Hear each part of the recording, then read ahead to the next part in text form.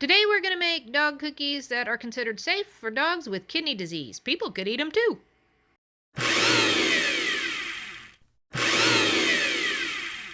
Take one medium carrot, peel it, slice it up, boil it until they're somewhat soft, and then we're going to throw them in a bowl.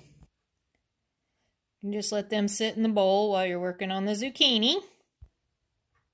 To get one medium to small zucchini, peel it, slice it up fairly thin, and we're going to boil those in the same pan because it don't hurt anything. We're going to boil those until they're somewhat soft. Alright, once your zucchini is cooked and somewhat soft, just add them to the bowl too. We're going to add half a cup of blueberries. You can use a potato masher if you want, but I'm going to use a hand mixer, and we're going to mush these babies up. Okay, I didn't cook my carrots quite long enough, so some of them are a little bit more whole, but so you want to cook those carrots until they're nice and soft. And I couldn't get the mixer to really mix it good, so I ended up using a fork for a little bit of it, and then I just used my hands because you want them blueberries to kind of smush up a little. And that way they kind of spread through it, the flavor sort of spreads throughout the cookie. So get it kind of mushed up. If you can mash it better than this, it'd probably be better if it was a little bit more of a, I don't know, just a slightly rough, smoother texture. This is hard, so I just scooped out a tablespoon, stuck it in the microwave. It's okay if it gets warm. It needs to be, oil, not solidified.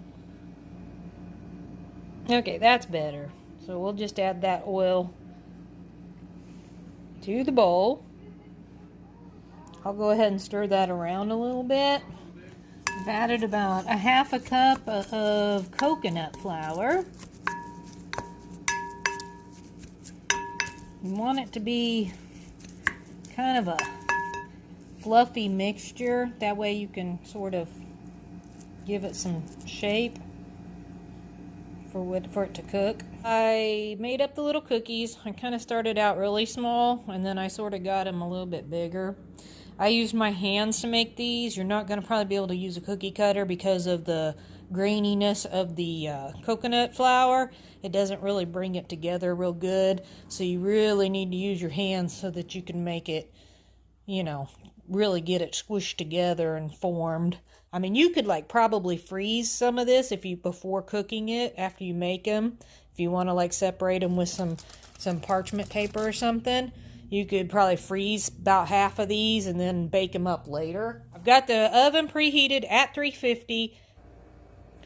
I cooked these for 16 minutes at the 350. Now the smaller ones are getting a little crumbly.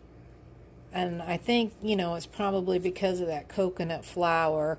So it's drying it out, and it's just making them crumbly. So I wouldn't go much more.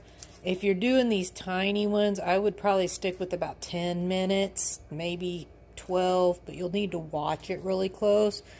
Now the bigger ones that I did, they're just nice, and they're like a cookie. There's nothing in these that requires it to be cooked. It's all safe, food. These are going to need to probably be kept refrigerated, but you would be able to take one out and stick it in the microwave for 10-15 seconds if he doesn't like cold treats. These bigger ones, you're probably only going to want to give him maybe a half or maybe even less. I made them pretty big. Now these little smaller ones, that's your call. I don't think that's too big for him to have. Or maybe you'll want to do it in half. But if you do cook them too long, they are going to get really, really crumbly, because these little ones they're just falling apart because they're so crumbly. Now I guess I need to see if Darby likes them. Alright, let's taste test this. The cookie. I know, what is in that? Now I gotta follow her because she always takes her food away.